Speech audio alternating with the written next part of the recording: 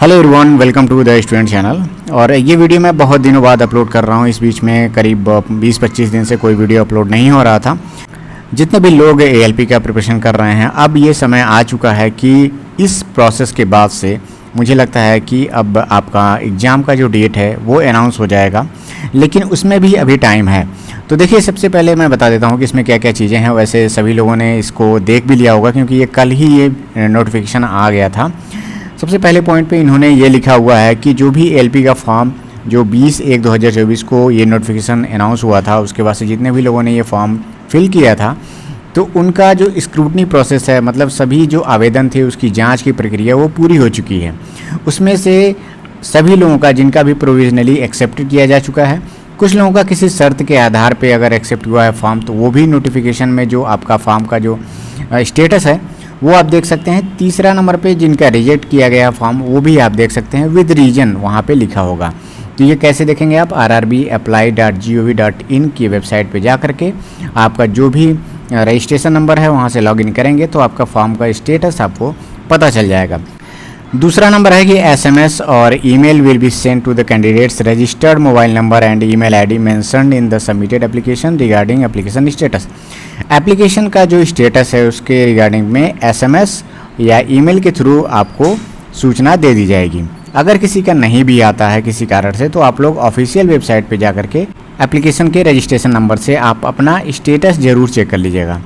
सबसे इम्पोर्टेंट है इस नोटिफिकेशन का जोन चेंज करने का लेकर के, क्योंकि जो वैकेंसी इंक्रीज हुई है 5000 से लेकर के, उसको अगर देखा जाए तो सभी लोगों को एक बार फिर से अपना RRB चेंज करने का या फिर उसको सेम रखने का मौका आपको दिया जाएगा।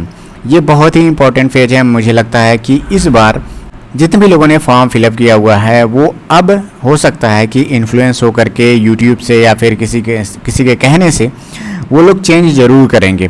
उसके बारे में मैं नेक्स्ट वीडियो में बात करूंगा कि क्या आपको करना चाहिए और आपने जो फॉर्म भरा है किन किन बातों को आपको ध्यान रखना है, इस सिचुएशन में आपको क्या करना है, उसके बारे में नेक्स्ट वीडियो में बात करूंगा, क्योंकि ये बहुत ही सीरियस टॉपिक है।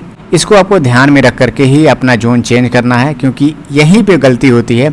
और मैं कहूँ कि जितने भी लोगों ने फॉर्म भरा होगा उसमें से मान के चलिए कि 3-4 हज़ार लोग जो लोग सेलेक्ट नहीं हो पाएंगे, वो गलत जोन या फिर इन सब चीज़ों के चक्कर में पड़ करके जोन कोई गलत सेलेक्ट कर लेते हैं, या फिर जहाँ नहीं चेंज करना चाहिए वो लोग भी चेंज कर ले जाते हैं। तो जो सीरियस स्टूडेंट है उनकी मैं बात कर रहा हूँ, 3-4 हज़ार स्टूडेंट ऐसे हैं, उनको बाद में पछताना पड़ेगा। और ये हमेशा से होता रहा है कि अगर मान लीजिए ऐसा चीज़ें दोबारा आपको देखने को मिलती हैं, तो आपको कुछ स्टूडेंट ऐसे होंगे जिनका सिलेक्शन हो जाना चाहिए और किसी कारण से वो किसी दूसरे जोन में या फिर ऐसे जोन में चले जाते हैं जिनमें उनका नंबर अच्छा होने के कारण भी उनका सिलेक्शन नहीं हो पाता। तो ये सब चीज़ें के बारे में मैं नेक्स्ट वीडियो में बात करूंगा, क्योंकि ये थोड़ा सा बड़ा टॉपिक है। देखिए, तीसरे नंबर के पॉइंट पे यहाँ पे बोल्ड फॉर्मेट में यहाँ पे लिखा हुआ है कि RRB regrets inability to entertain any correspondence from ineligible rejected candidates को कोई भी तरह से वो एंटरटेन नहीं करने वाला है। फोर्थ नंबर का जो पॉइंट है जो सबसे ज़्यादा इंपॉर्टेंट है कि इसमें ही बताया गया कि कैंडिडेट को 29/7/2024 से आपका विंडो खुलेगा। नोटिफिकेशन जो RRB जोन का मॉडिफिकेशन है उसके लिए आपको 29/7/2024 से आपको विंडो ओपन होगा 7/8/2024 के बीच में। इस बीच में आप अगर अपना RRB जो आपने अभी सेलेक्ट किया हुआ उसको चेंज करना चाहते हैं तो आप चेंज कर सकते हैं।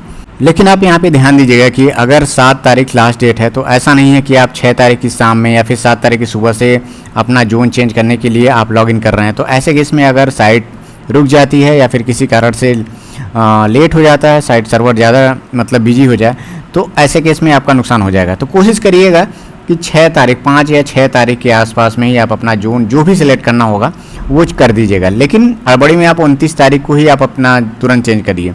आप समय लीजिए, कम से कम 2 दिन 3 दिन 4 दिन का समय लीजिए, देखिए किस तरह से लोग प्रेफर कर रहे हैं जोन को सिलेक्ट करने के लिए। और ऐसे समय में आप यूट्यूब पे ज़रूर ध्यान दीजिए, क्योंकि यूट्यूब पे बहुत सारे चैनल हैं और अलग अलग तरीके से सभी लोग अपना जो व्यू रखते हैं और उसके आधार पे लोग इन्फ्लुएंस भी होते हैं। आप कमेंट सेक्शन में और लोगों का ओपिनियन से देख करके आप जान जाएंगे, ग्रुप्स में जो लोग कमेंट करते हैं उसके आधार पर आप समझ सकते हैं कि लोग किधर ज़्यादा जा रहे हैं। तो इन सब चीज़ों को भी हमारे में मैं नेक्स्ट वीडियो में बात करूंगा। ये बहुत सारी चीज़ें ऐसी हैं जो आपके जो जोन सिलेक्शन को लेकर के है, ये उसको प्रभावित करती हैं। तो इसका इस बीच में ज़रूर ध्यान आपको देना है। तो ये मेन यही 4 पॉइंट थे यहाँ पे इस नोटिफिकेशन का। बाकी आपको यहाँ पे हिंदी में भी ये अवेलेबल है, आप वेबसाइट पे जा करके आप ये दोनों नोटिफिकेशन को एक बार ज़रूर पढ़िएगा। जितने भी स्टूडेंट हैं जो लोग फॉर्म फिलअप करते हैं, कोई भी नोटिफिकेशन आता है तो वो लोग क्या करते हैं कि जो यूट्यूब है उसके आधार पे उस पर जो वीडियो बन गया रहता है एकदम उसी पे जा करके वो भरोसा कर लेते हैं। कभी भी आप नोटिफिकेशन निकलता है तो आप क्या करिए कि जब YouTube के माध्यम से भी जो लोग बताते हैं, मेरे चैनल पे मिल जाता है या फिर किसी दूसरे के भी चैनल पे अगर आपको मिलता है, तो आप एक बार ज़रूर ऑफिशियल वेबसाइट पे जाइए, उस नोटिफिकेशन को डाउनलोड करिए और खुद से उसको पढ़िए।